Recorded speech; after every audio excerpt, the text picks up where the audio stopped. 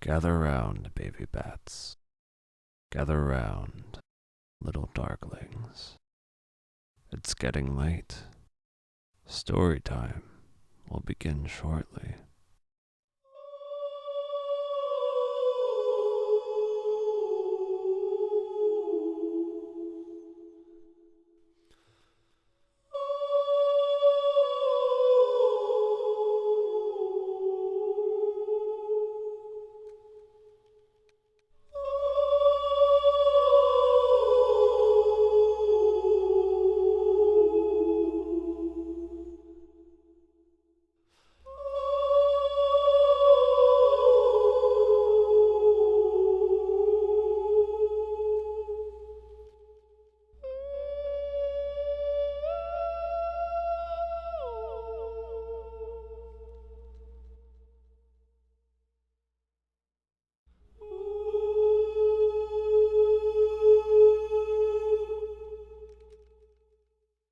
The dreamers are the first to die.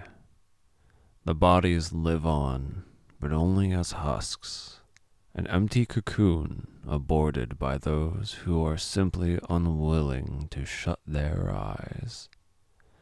It is the dreamer who is beaten. It is the dreamer who is scolded. It is the dreamer who is eaten alive. A dreamer who calls forth wondrous ideas to share with the world, only serves as a sacrificial animal for the dull, senseless beasts who feast on suffering. I had written this some months ago. He said to me that dreamers choose to shed their corporeal forms, that they display no clear use in society. But as he slept, I would glance every minute or two and bear witness to the coy smile on his face. He was handsome in the fact that he carried an air of tranquility. I found him to be couth in his dormancy. His phone rings and he appears to be in distress. The callings of the waking world have soured the mental milk, but he eases back into the dreams that beckon for their creator.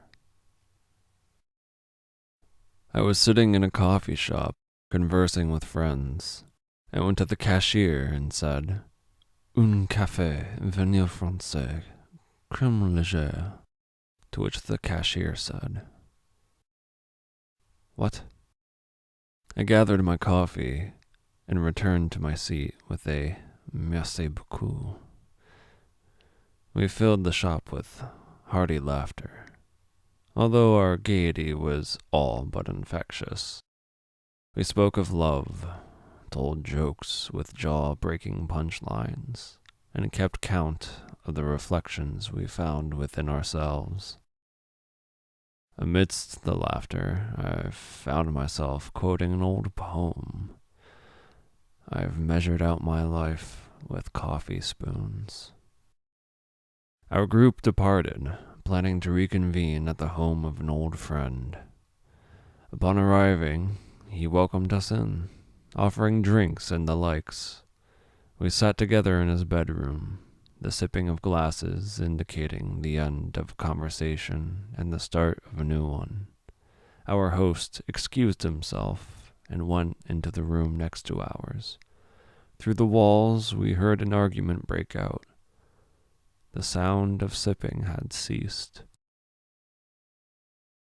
The words were unclear and muffled, but the ferocity was distinct in his voice, as was the desperation.